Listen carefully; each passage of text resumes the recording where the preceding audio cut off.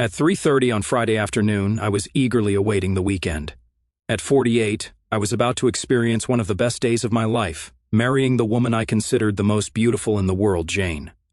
Being traditional, Jane stayed with a friend the night before, believing it was bad luck for me to see her. As I headed to my home office to finalize wedding details, I heard her key in the door. "Forgot something, scatterbrain?" I called, coming down the stairs. At the bottom, I froze. There she stood with a Mediterranean tan, wearing an expensive suit, smiling and rushing toward me. "Kevin, I'm back," she said, rushing towards me. I turned my cheek to avoid her kiss and pushed her away. "What are you doing here?" I demanded. "Kevin, don't talk to your wife like that." "This is my home," she replied, her voice firm. "First, you're not my wife. Second, this isn't your home," I shot back, my tone cold. I walked to the lounge and called the police. "This is Kevin Bryant." "Yes, she's back.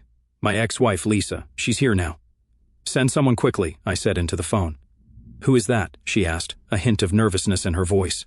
"Detective Inspector Maynard of the local police," I responded calmly. "But I haven't done anything wrong," she protested.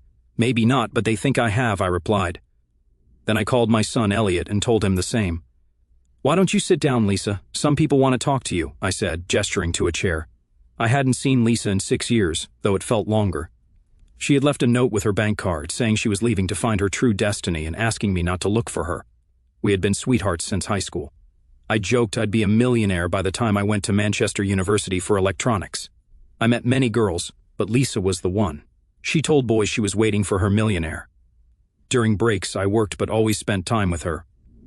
After finals, Lisa revealed she was pregnant.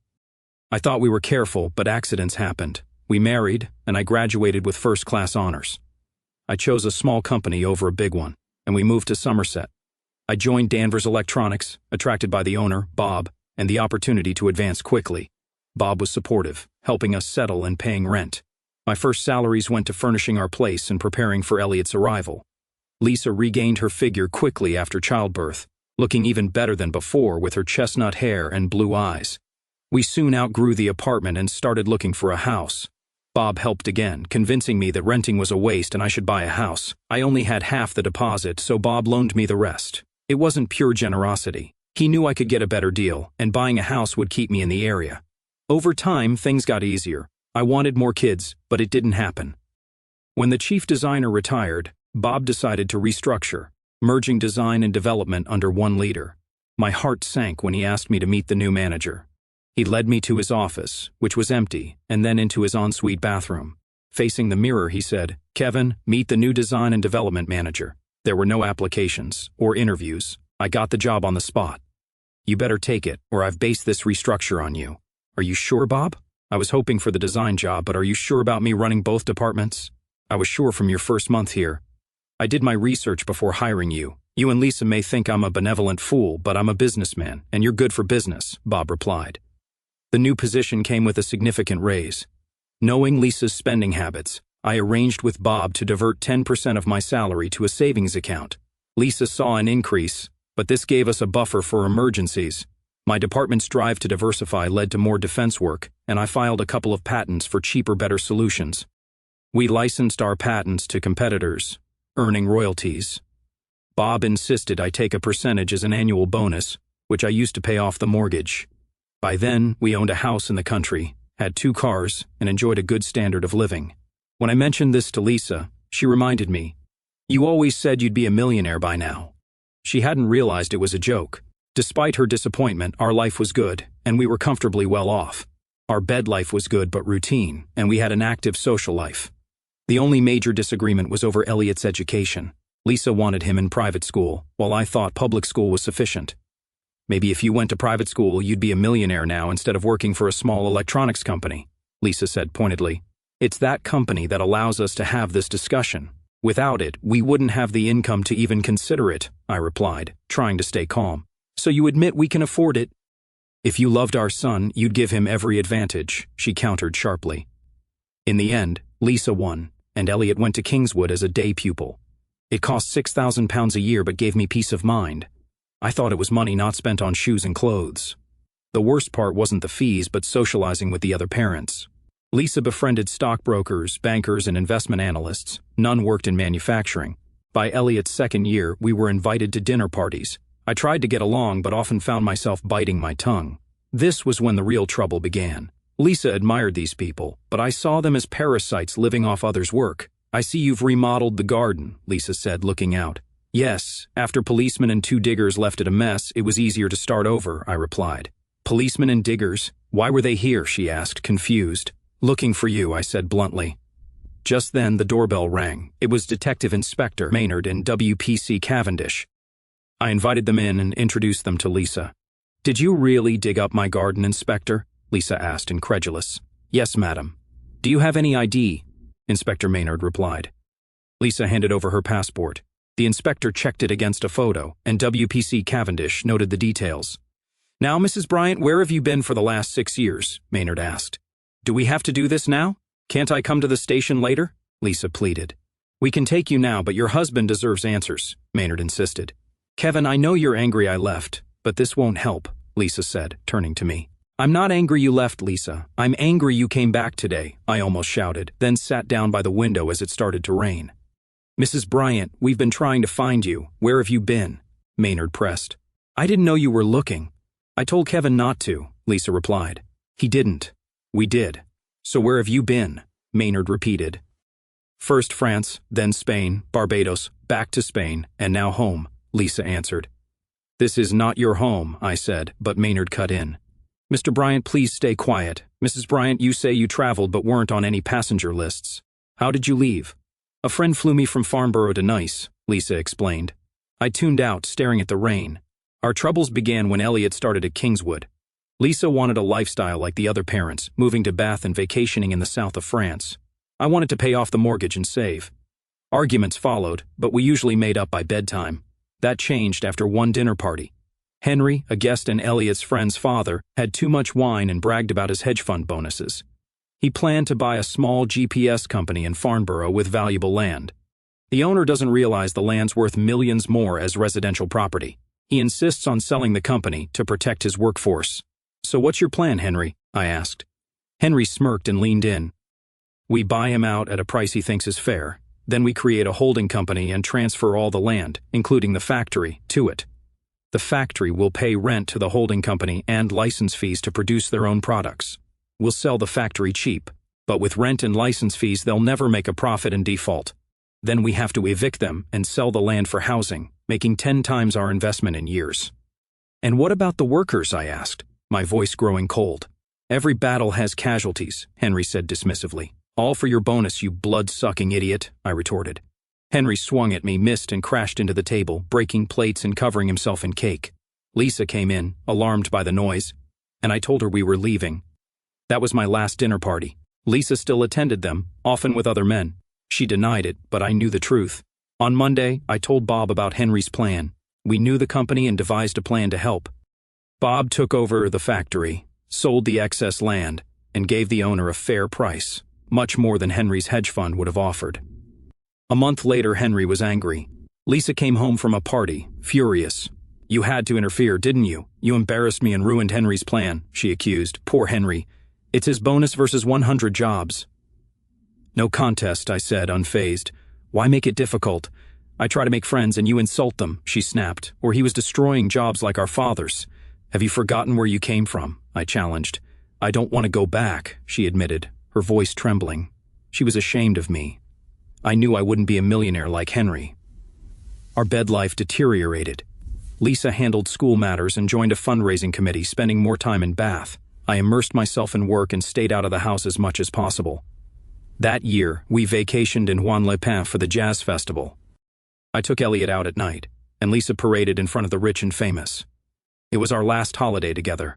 The following year, I wanted to ski, but Lisa refused. Elliot enjoyed winter holidays with me and summer holidays with Lisa. Our lives diverged.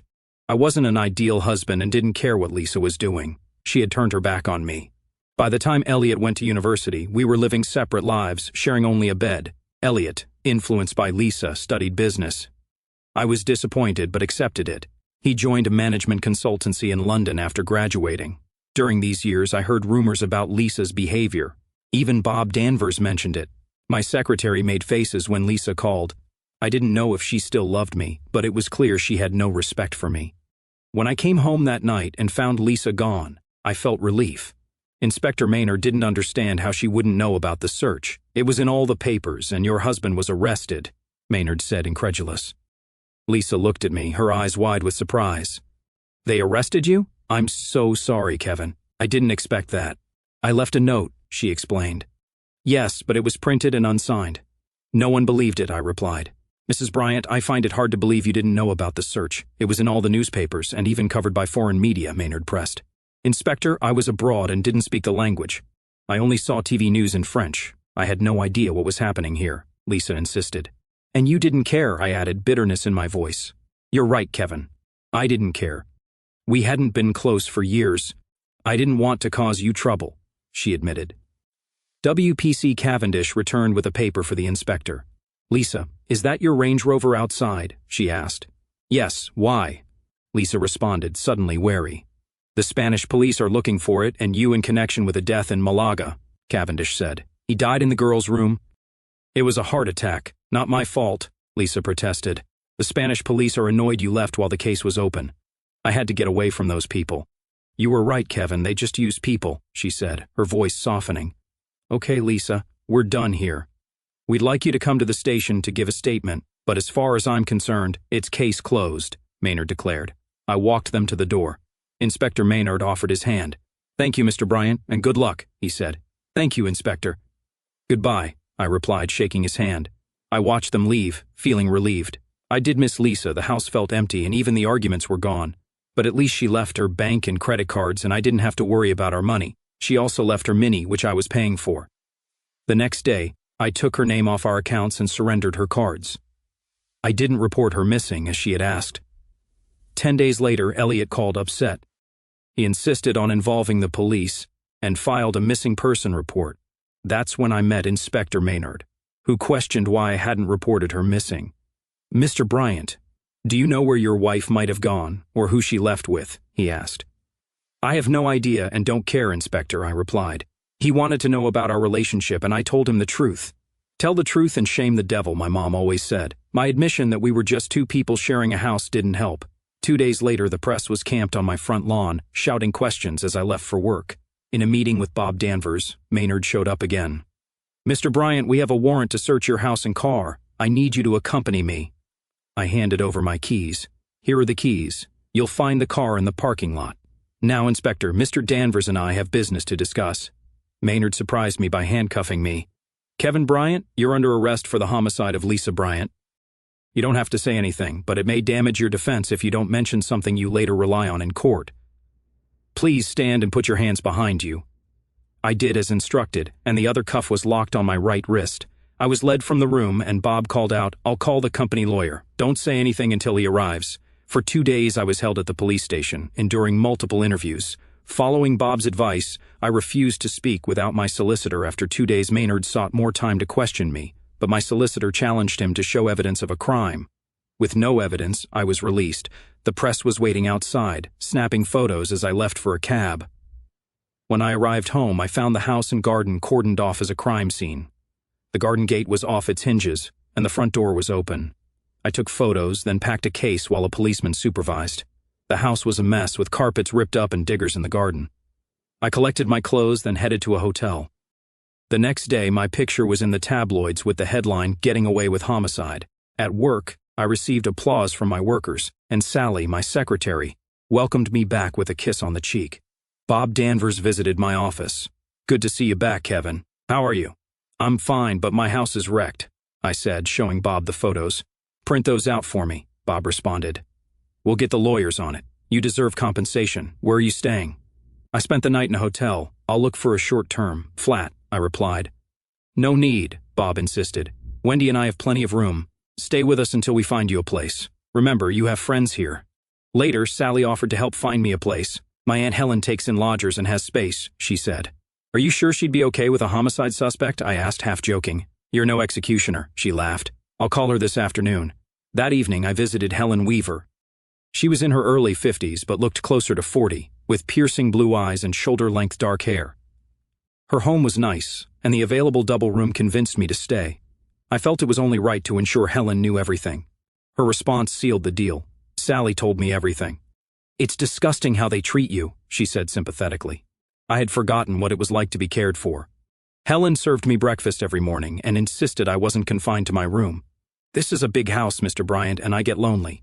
Just having someone else here is nice," she said warmly. Over time, I realized staying with Helen was better than living with Lisa, except for the lack of lovemaking, which resolved itself one night. I found Helen panicking over a leaking toilet. I turned off the water, bought a new valve, and fixed it. Helen hugged and kissed me in gratitude.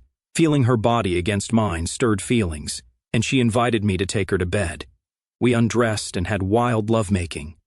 Later, I fetched us wine, and we had another round before she fell asleep. I left her to sleep, wondering what might have happened if I had stayed. The next morning, things were normal again. That evening, I invited Helen to dinner.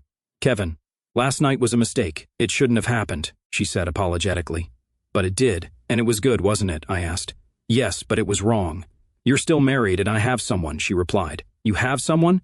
"Then why last night?" I asked, confused. "He's old-fashioned and won't sleep with me until we're married, but it's been so long since I felt a real man inside me."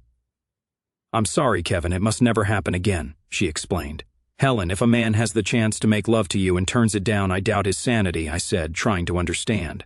"Regardless, we have an agreement, and I will marry him, so last night must never happen again," she insisted. "I won't do anything you don't want me to do," I promised. I kept my promise, but during my months with her, we had 2 more nights of passion, each followed by her guilt. The police occupied my house for over a month, and it took nearly 2 months to make it livable again. I had to replace much of the furniture, and the garden was a mess. "Looks like you haven't been celibate while I've been away," Lisa said, eyeing the new decor. "What do you mean?" I asked, surprised. "I see a woman's touch in the decoration, colors, and furniture." "Not your choice," she pointed out. "I hired a designer after the police were done. I had to refurbish her cell. Since I paid off the mortgage, I chose to refurbish," I explained.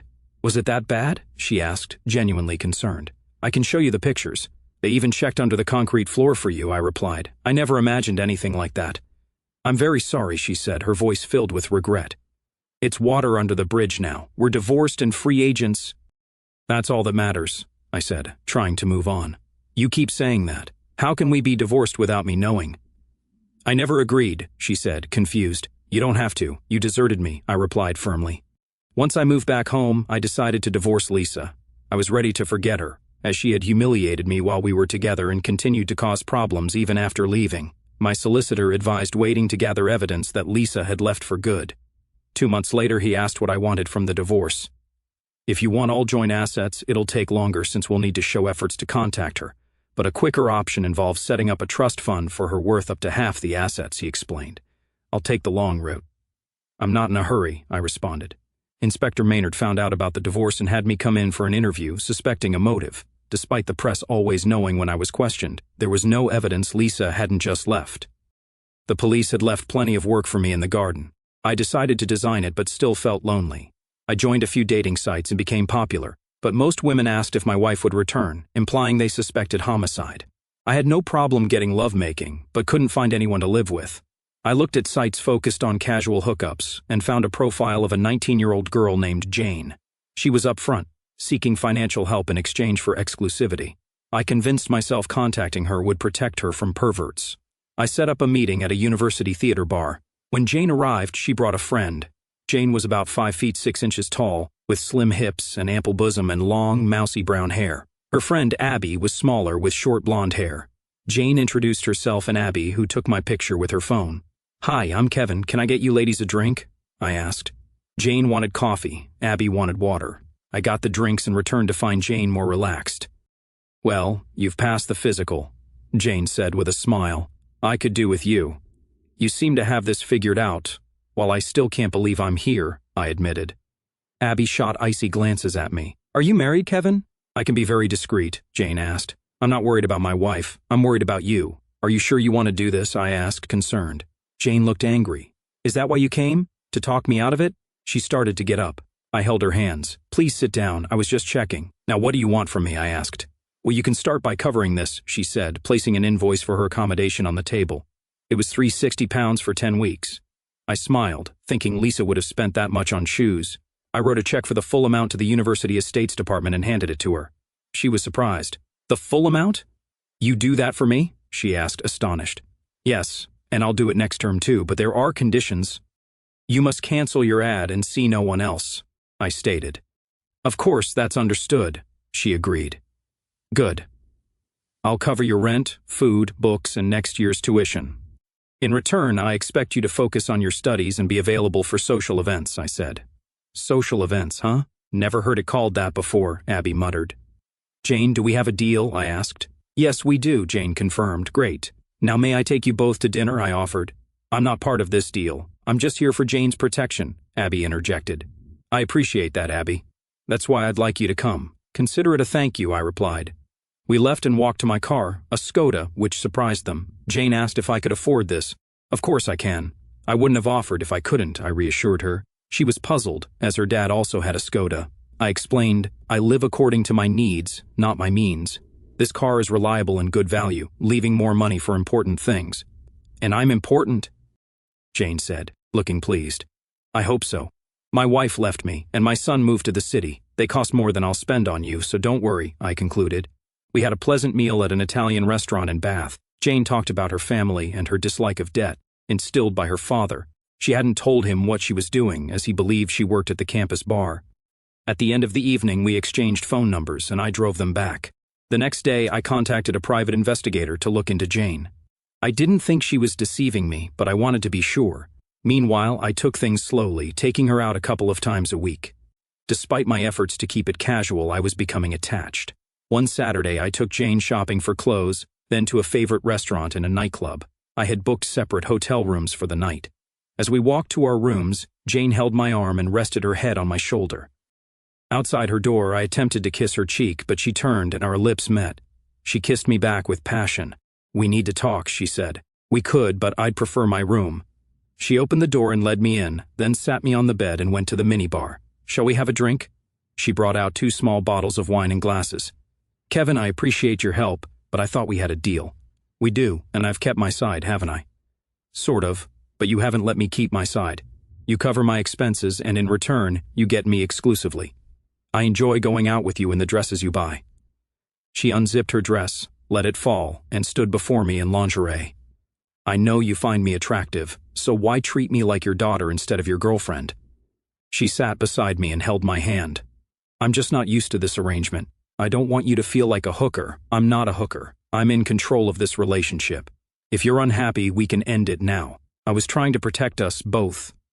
I'm in my 40s and you're 19. What if you fall for someone your age? She sat on my lap and stroked my face.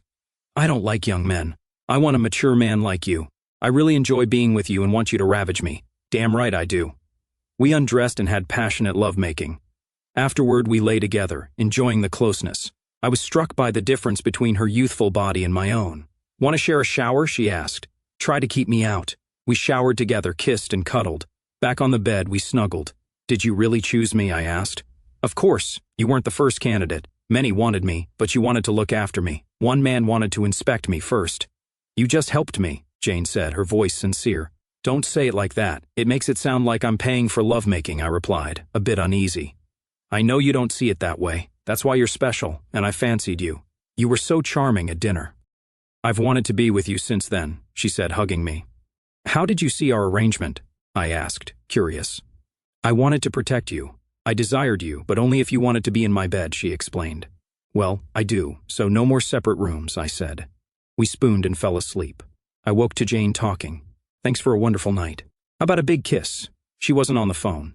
She kissed me, and we had lovemaking again. Afterward, I showered and returned to my room for clothes. We went to breakfast with my arm around her shoulder. We arrived looking like father and daughter, but left like lovers. On Monday, I called the inquiry agent for a report. He confirmed everything was as Jane said, with no love interest at university. Some even thought she and Abby were partners. I thanked him, closed the case, and asked for the bill. I asked Sally for details of the gym that offered company employees a discount and to book me an appointment with a personal trainer. She gave me a curious look. Why the sudden interest in fitness? Sally asked. I think this old body is out of shape, I replied. It's not that bad and it's not that old, she said, then smiled knowingly. You found someone, haven't you? Oh my God, you have. I'm so happy for you. She kissed me on the lips, then looked embarrassed. I'm sorry. I can't wait to tell everyone. I'd rather you didn't, Sally. Let's see how things go first, I said cautiously. Any girl who lets you go is mad or stupid. That's all I'll say, she responded. Thanks, Sally. I won't tell your husband you said that, I joked. He knows. He heard me and Aunt Helen talking about you. If I didn't love him, I would have made a move myself, she said with a grin. He's a lucky man. Now, let's get to work, I said. She left, excited, and I wondered how long she'd keep quiet. At Danvers, we were specializing in digital signal processing. Our manufacturing side was still strong, but licensing our designs was more profitable. Thanks to my efforts, we hired 2 new graduates annually. Bob, now in his 60s, wanted to take a back seat. After a session with the personal trainer, Bob came into my office. You look like you've run a mile, Bob said, chuckling. 3, actually. What can I do for you? I asked, catching my breath. Your mileage expenses are costing a fortune. The company would be better off giving you a company car. Pick one, but not a Skoda, Bob said. There's nothing wrong with Skodas. Good value for money, I replied. But it doesn't give the impression of success if the acting CEO drives one. Get a Merc, Jag, or Beamer, something prestigious, he insisted. Hold on, Bob. What did you say about acting CEO? I asked, surprised. Wendy and I are going on a world cruise after Christmas for a couple of months. You'll be in charge while I'm away. We'll discuss the future when I return. Now, find a car. You can spend up to £50,000, he explained. It took me 2 weeks to choose a car. I didn't tell Jane. We saw each other about 4 nights a week, and she often stayed over. The night I pulled up in the new Jag XK, she didn't recognize me until I got out. Does this show I can support you? I asked, teasing. You silly man. You didn't buy this just to impress me? She said, laughing. No, it's a company car. My boss insisted, I clarified. Your boss must think a lot of you, she said, impressed. I think he does. Now, where do you want to go tonight? I asked, smiling. I don't care as long as I'm with you. Can't we just go to your place and watch TV? Jane asked, smiling. I felt comfortable with our relationship. We didn't need to go out. She was happy just being with me. For the first time in years, I was happy, but it couldn't last. One evening, she wasn't at our usual spot. I went to her room in the theater bar but found no sign of her. Feeling dejected, I returned to my car and found Abby waiting. Abby, where is she? Is she all right? I asked, worried. She slapped me hard and started yelling. Why couldn't you be honest? If she knew who you were, she wouldn't be heartbroken. I have been honest. I am Kevin Bryant. Look, my driving license, I said, showing it to her. I know you're Kevin Bryant, the man who got away with homicide. Where's your wife? She demanded. I don't know. She left me, I replied. Then why can't anyone find her? Abby pressed. A reporter wanted to interview Jane for a story about women attracted to criminals. Jane defended you, but he showed her all the newspaper stories, Abby explained. I'll bet he did. Stories he's written. I'm done with this. Just because Lisa disappeared doesn't mean I can't have a life. I want Jane in it, I said firmly. I got in my car and drove off. At home, I tried calling Jane multiple times, but her phone was off. I sent a text, it's not true, Lisa left me, nobody killed her, please talk to me. I slept poorly and was still angry at work the next day, barely greeting Sally. Sally, get Guy Pearson from the company lawyers on the phone, I instructed. Certainly. Do you want your coffee now? She asked. Not now, maybe later, I replied. A few minutes later, my phone rang. I've got Guy Pearson for you, Sally said. Kevin Bryant here. I'm still having issues with the police and press about my wife's disappearance, I explained. I told him what had happened and how it affected my life. What do you want me to do, Mr. Bryant?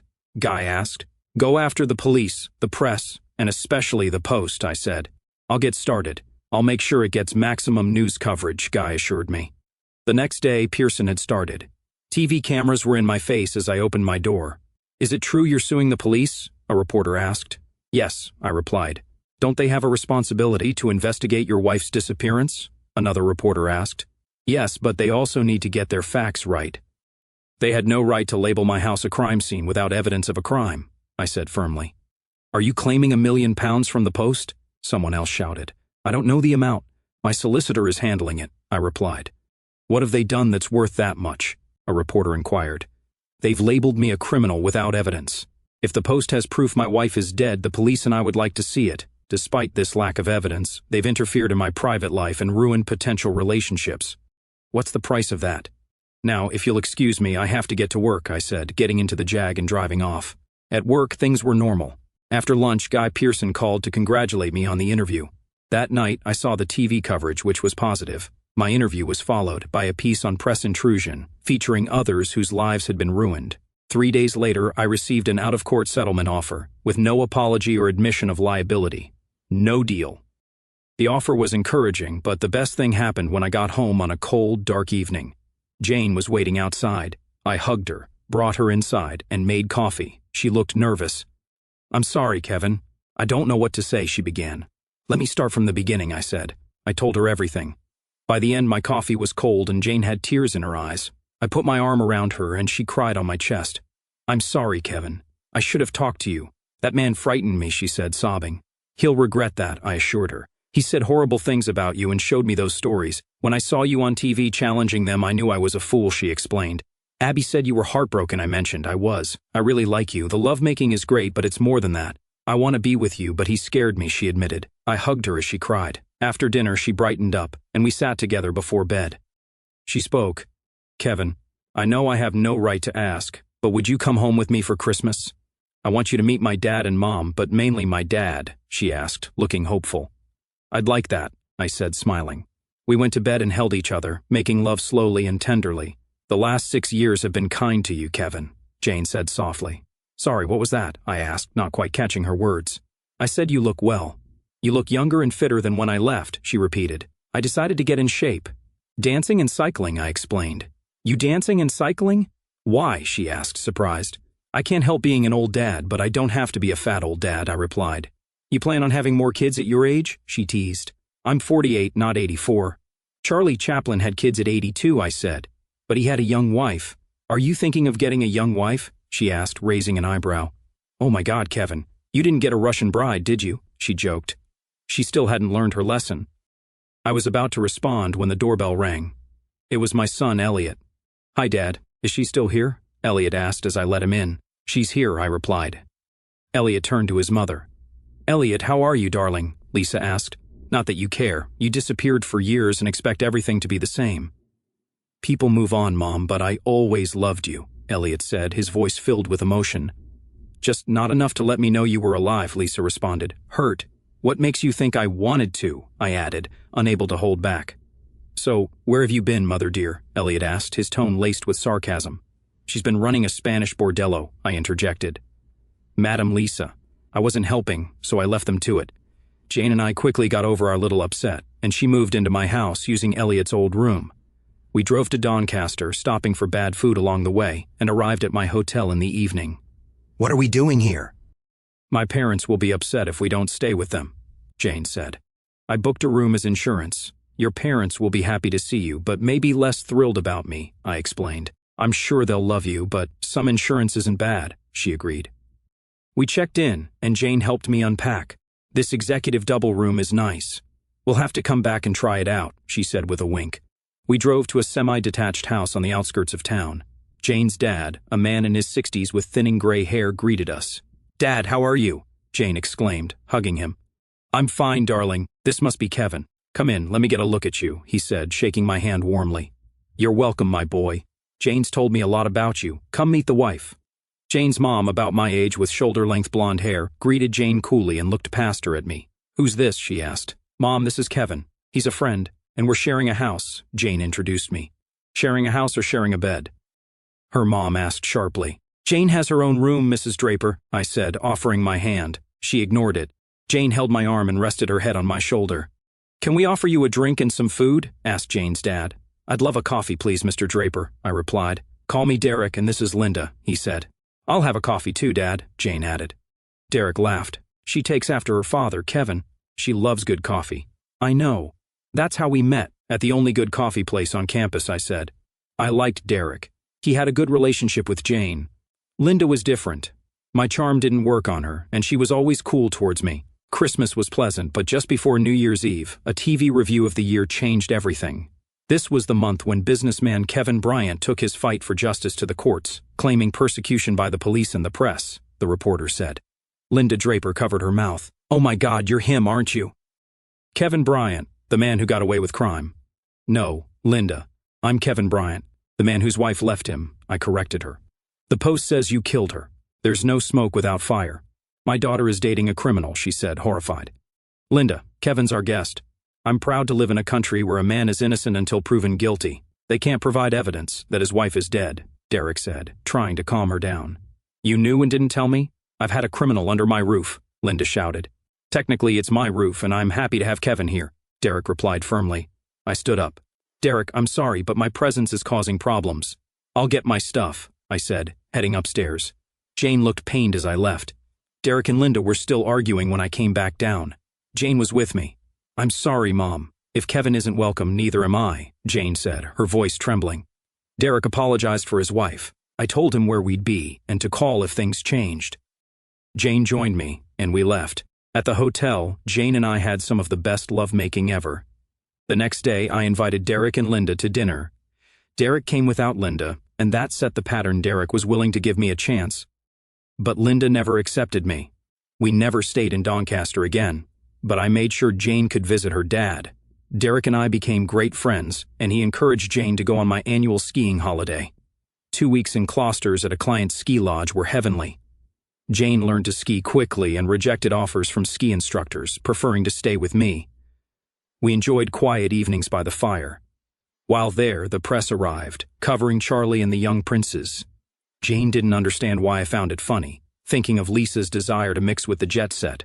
While Bob and Wendy were on their cruise, I handled client entertainment, always bringing Jane as my hostess. She charmed the clients with her youthful good looks and understanding of business. When Bob returned, he was pleased and invited us to dinner to discuss his plans. Bob was impressed with Jane. How did you meet her? He asked. On a scouting trip at the university, I said. It was the first time I lied to Bob. She acts mature for her age. How old is she? He inquired. 20, I answered. And you're what, 48? The age gap doesn't cause problems? He asked, curious. No, Bob. I have more in common with Jane than I did with Lisa, I replied. Well, you look happy, Bob noted. I am, Bob. It may not last, but I'm happy now, I admitted. Bob discussed his plans. Our production side doesn't make much money. Your division, design, and development is the cash cow. Your last development makes more in a week than production in a year. So, do you want to close production? I asked. No, but expanding manufacturing doesn't make sense. Investing in design and development does. What's the biggest growth area?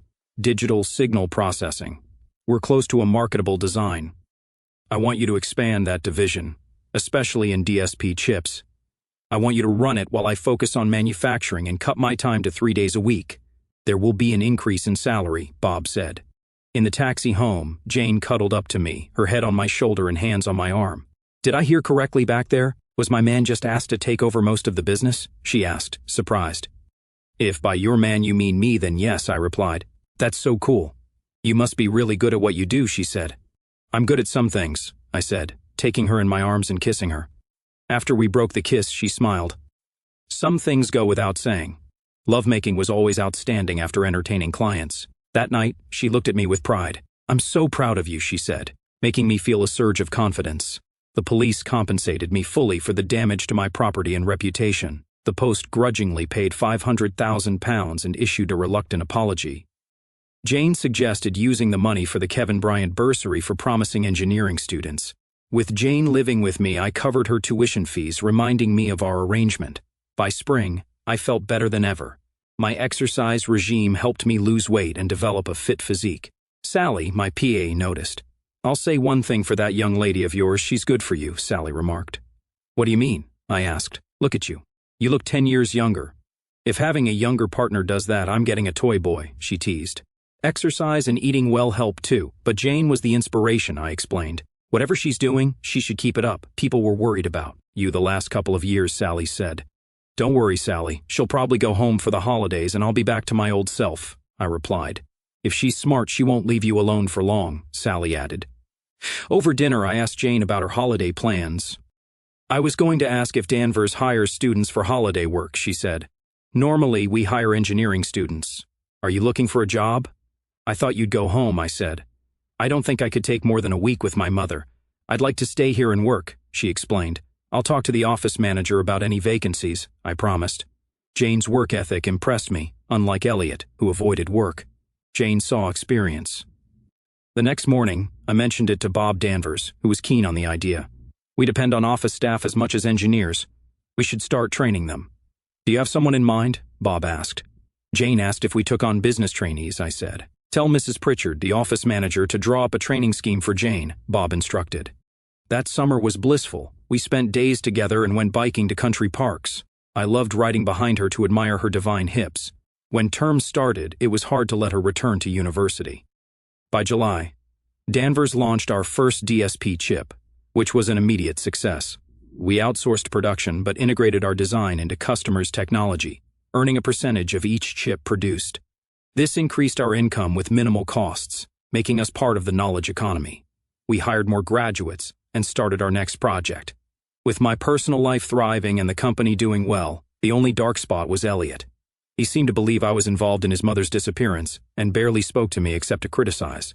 He was serious about a girl and planning to marry, but I had never met her and doubted I'd be invited to the wedding. A loud voice brought me out of my thoughts. "Do you have any idea of the damage you did?" Elliot was losing his temper with Lisa. "I know about the police investigation, but that wasn't my fault," Lisa responded defensively. "It was your fault. You disappeared without a word. We were suspicious, and you didn't even contact me to say you were okay," Elliot shouted. "You didn't need me. You moved to London. Your father and I hadn't had a proper relationship for years, which is why he never tried to find me," Lisa retorted. "Of course I needed you. I went into finance because of you. I wanted you to be proud of me, to see my success. But you weren't here," Elliot replied, his voice filled with frustration. "You had your father to talk to," Lisa said, trying to defend herself. "No, I didn't. You destroyed that too. I blamed him for your disappearance. I even thought the police might be right. I've hardly spoken to Dad since you left," Elliot admitted, his voice breaking. "Oh, darling, you can't really believe your father killed me." Lisa started to cry. "I didn't know what to believe. I had no one to help me. I even tried to stop him from divorcing you," Elliot said, his voice softening. "How could he divorce me without my knowing about it?" Lisa asked, bewildered. "The divorce came at a tough time for me, coinciding with Jane's graduation and the end of our arrangement. Guy Pearson handled the divorce well, but my relationship with Jane was another matter. I had fallen totally in love with her despite the age difference and feared the end. Jane noticed my distraction, but I blamed it on the divorce. I encouraged her job search, wanting the best for her. When she received a job offer from KPMG, she came to me with a letter.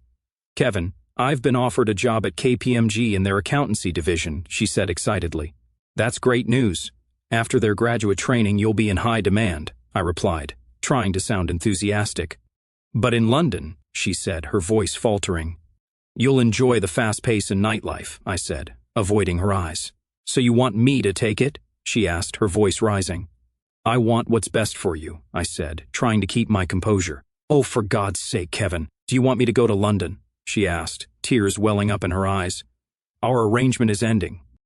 "You should do what's best for you," I said, my voice cracking. "Is that all I mean to you?" "Maybe I should go to London," she said, starting to sob uncontrollably. I put my arm around her as we sat on the sofa. "Of course you mean more to me, but I thought you'd want to find a man your own age and live life fully," I said, tears welling up in my eyes. "Kevin Bryant, you can be so stupid. I don't want a man my own age. I want to get out in the world, but with you. I don't want to leave you. If you want me to go, I will," she said, her voice trembling. "You'd give up this chance to stay with me?" I asked, stunned. "You're not that old, and I'm in love with you. Can I move out of the spare room now? Will you take me to bed and show me how much you love me?" she asked, her eyes pleading. I picked her up and carried her to the bedroom. We lay on the bed, undressing and touching each other. After another passionate session, I asked, "Did you enjoy it?" "Oh yes, it was unbelievable. How about you?" She replied, smiling. "It was amazing, but I don't want to do it all the time. I miss the holding and hugging," I said. "How do you always know the nicest things to say?" she asked, getting off the bed and kissing me. "I forgot to tell you, I've had another job offer from the place where I work during the holidays. The money's not as good, but I like the staff," she said. "Bob Danvers offered you a job?" "He didn't tell me," I said, surprised. "Yes, and I think I might take it. The guy who runs the design and development side is a real hunk. I could go for him," she said, teasing. "You're really going to work at Danvers and stay with me?" I asked, hardly daring to believe it. "I've wanted to stay with you since our first Christmas. I can't wait for you to be my boss. You could punish me if I did anything wrong," she said, giggling. I couldn't believe my fears were groundless, and the wonderful girl I loved was deeply in love with me. For the first time, I felt urgency about finalizing my divorce. I trusted Guy to handle it, but was surprised when he said I'd have to go to court to explain our efforts to find Lisa. Guy said it would be easier if I set aside half my assets for Lisa to claim. "No way, Guy. She abandoned me and left her bank cards." "It's been 3 years, I protested. "Sorry, Kevin, but you'll have to go before the judge," Guy insisted. So I ended up in county court, explaining our attempts to find Lisa. 3 years of advertising wasn't enough. The court required another year of ads in European countries. On my way out of court, Detective Inspector Maynard confronted me. "Good morning, Mr. Bryant. You finally given me something," Maynard said smugly. "What are you talking about?" I asked, confused. "Motive, Mr. Bryant. Half your net worth must be a couple £100,000. Sounds like people have been murdered for less," he stated. "The only reason I want my wife to return is to see you apologize for mistreating me," I shot back. "The file is still open, Mr. Bryant, and I'm patient," Maynard warned. "You'll wait a long time because she isn't dead," I retorted and walked off. The next year was spent advertising in Britain and Europe, but we got no response from Lisa. The court awarded me a decree nisi, becoming absolute in weeks. For the first time in years, I was free. I considered marrying Jane, but we were happy as we were. I was the happiest I'd ever been, except for my strained relationship with Elliot. He recently married Christine, who invited me to the wedding. She tried hard to mend our relationship, but it was a struggle. "Mother, you didn't expect nothing to change after you deserted us. We've moved on, and Dad had to divorce you," Elliot said firmly. "But surely I have some say. I was part of the marriage," Lisa argued. "You had your say the day you walked out." Elliot defended me for the first time since Lisa left. "So what happened, Kevin? How did you manage to divorce me?" Lisa asked, turning to me. Elliot was right. "You did the job by walking out. The court insisted I give you every chance to claim your share," I explained. "And did you?" she pressed. "Yes. I advertised in London, Le Figaro, El País, La Stampa, and all the British press. When you didn't respond, the court decided you weren't interested," I replied. "So if we're divorced, what's happened to my share?" Lisa inquired. "The court concluded you abandoned all assets, leaving no share," I said. "I put 21 years into our marriage, and now I'm left with nothing," she sobbed. "You trapped me in this marriage and gave it little more than 11 years. Since Elliot went to that school, you became dissatisfied with me. You had your share of clothes alone. There are still thousands of pounds worth of clothes and shoes upstairs. Take them whenever you want," I said, trying to stay calm. Lisa sat down, sobbing, rocking back and forth. I exchanged glances with Elliot. Eventually the crying stopped, and we could talk again. "Why did you come back, Lisa?" I asked gently. "I was in trouble. You were right about those people, Kevin. They used me. I left with Henry, who only wanted me to get at you. Once the police and press lost interest in you, he ditched me. An older man took me to Barbados, but after a couple of years he replaced me with a younger woman. I hitched a ride to Spain and ended up in Malaga with a nice Englishman who turned out to be a criminal. When things went bad, I ran back to the only place I knew I'd be safe. I came back to the only man I've ever loved," she confessed. "And you expected me to welcome you with open arms?" I asked, incredulous. "No, I knew you'd be angry, but I hoped we could salvage our marriage. We loved each other once. I hoped I could make you love me again, but now I see there's nothing left to salvage," she said, her voice breaking. "Yes, I am angry. We loved each other once, or at least I loved you, even though you trapped me into marriage. I still loved you. I would have married you anyway. I loved you until you sided with that parasite Henry against me. Then I realized I was just a meal ticket to you. After that, I didn't care what you did. Oh, Kevin, you were never just a meal ticket. I've loved you since school. Yes, I got pregnant on purpose because I was scared I'd lose you once you got a job. I wanted you to use your abilities better. I looked at people like Henry and thought, my Kevin is smarter than you. But you stuck to your principles and worked for that small electronics company instead of making real money.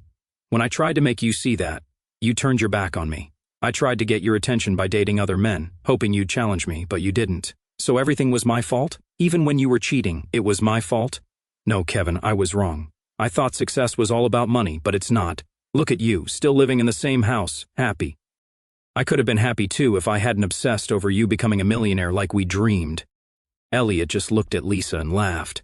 "You really don't know, do you?" he said to Lisa. Of course she didn't know. No one would have expected it. I certainly didn't.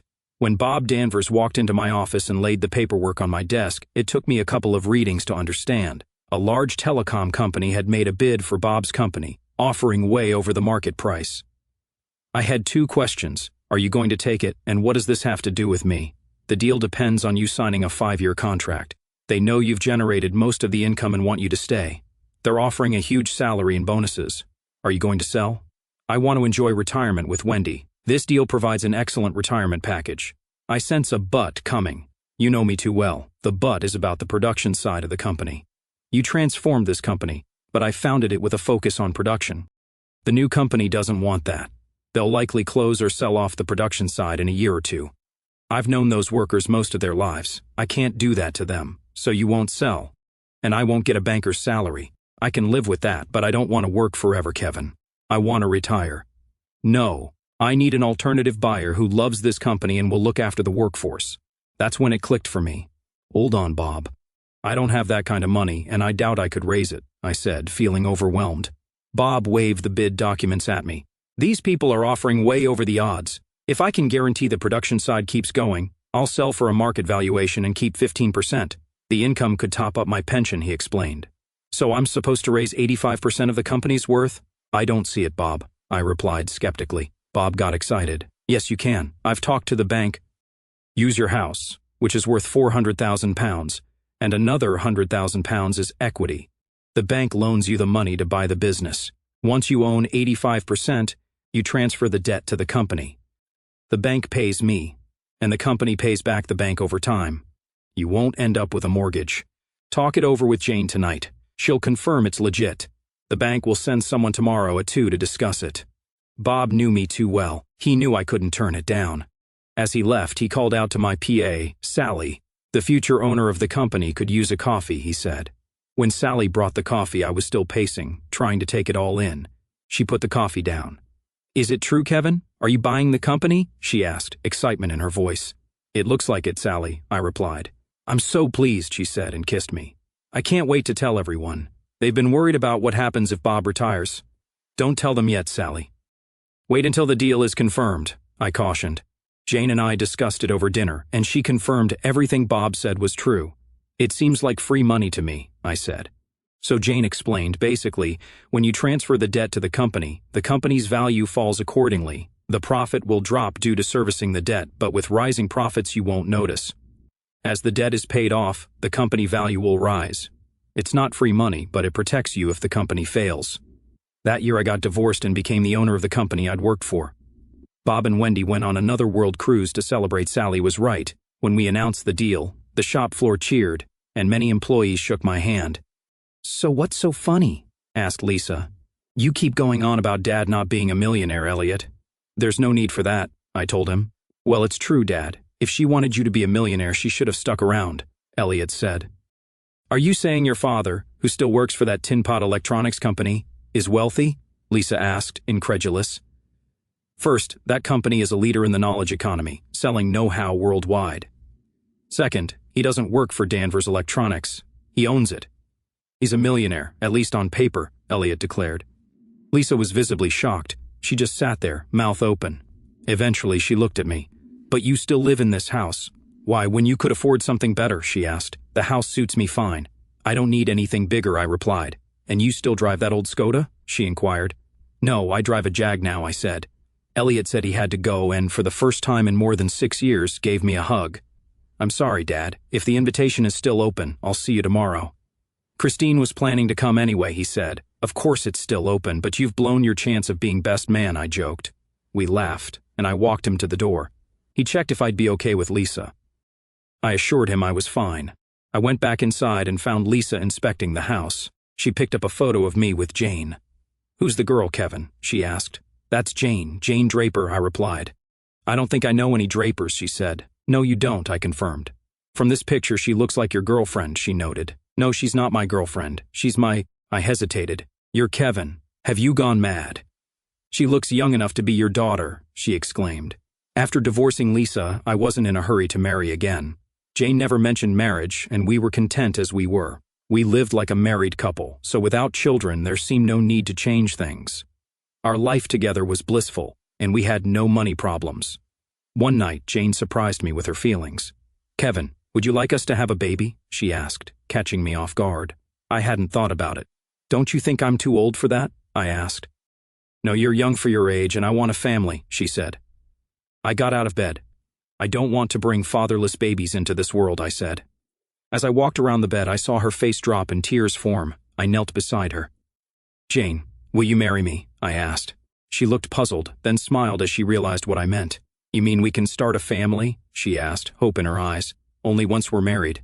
So will you marry me? I repeated. Yes, you know I will, she said, tears of joy streaming down her face. She pulled me back into bed. The next day, we went to the jeweler's.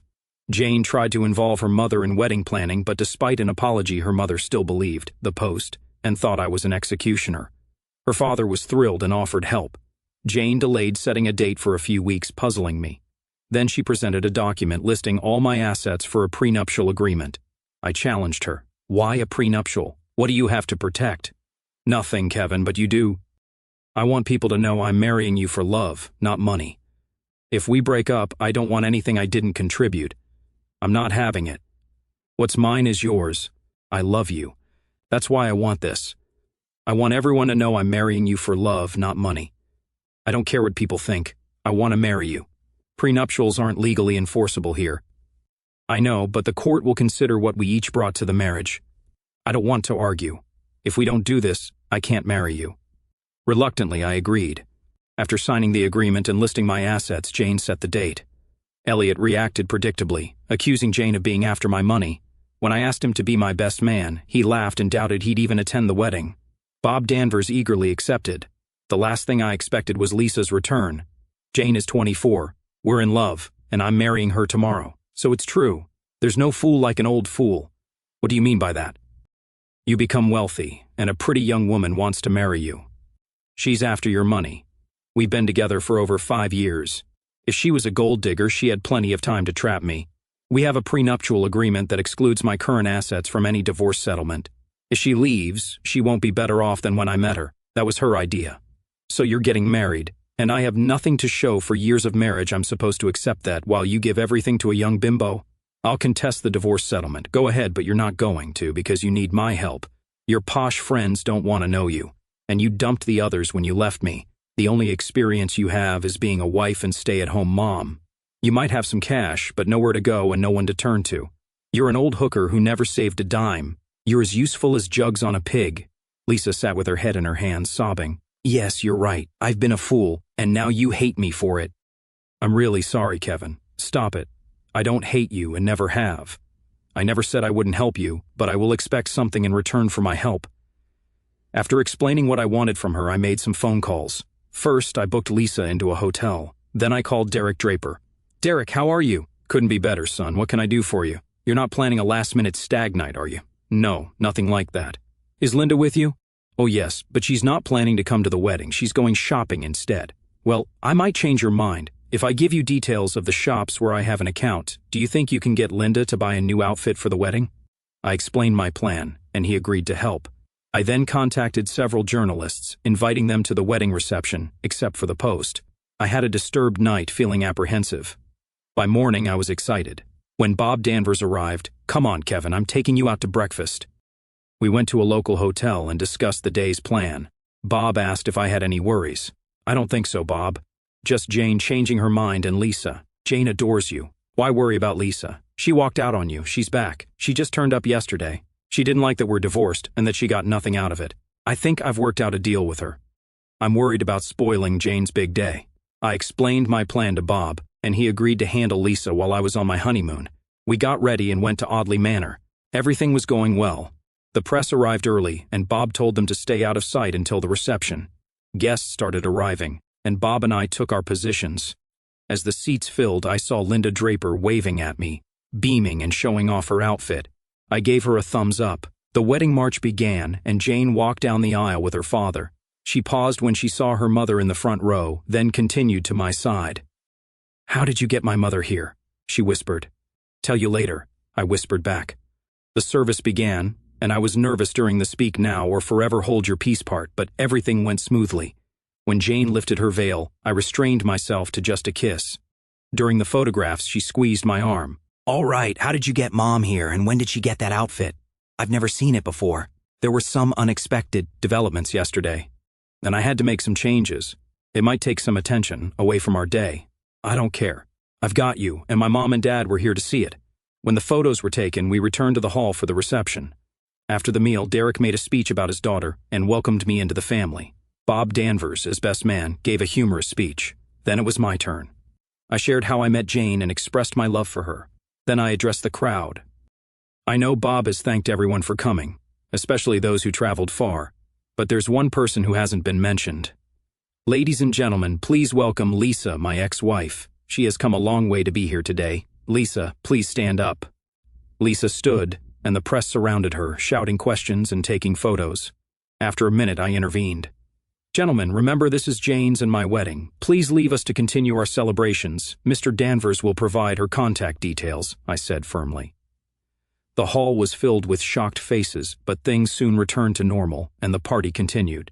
Jane and I left for the hotel as we were flying to St. Lucia the next morning.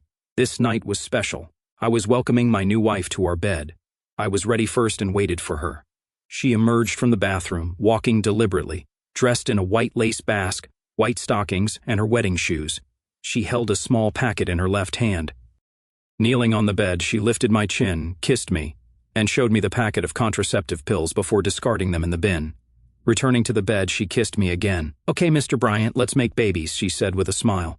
"Sure, Mrs. Bryant," I replied, feeling a surge of joy. "What did you call me?" she asked playfully. "Mrs. Bryant," I repeated. "Say it again. I need to get used to it," she said, her eyes sparkling. "Okay, Mrs. Bryant," I said, pulling her close for another kiss. After our physically engaging night, I did manage to give Jane the baby we wanted, and we enjoyed being parents so much that we had another child. Our children and Elliot's 2 kids are all close in age, making family gatherings interesting. Christine has been great for Elliot, who took a pay cut to work for me. Our relationship has improved significantly. Being close to those affected by his decisions has made Elliot a better and happier man. However, his relationship with Lisa has suffered. Only Christine's insistence on the importance of a grandma keeps them in touch. Lisa sold her story to the Sunday papers, earning over £100,000. Surprisingly, it painted me in a good light. Regarding her foreign escapades, she named names and stirred up trouble for others. But not for me. The money didn't last long, but Lisa found a wealthy older man who married her. Jane's mother hasn't bought a copy of the Post since our wedding. She's now proud of her daughter and me. She and Derek moved closer to be near their grandchildren. Derek and I get along very well. I'm as happy as can be with a lovely young wife, 3 children, and a son who looks after our interests. My younger children think I'm a superhero. Life has been eventful, and may it continue to be so.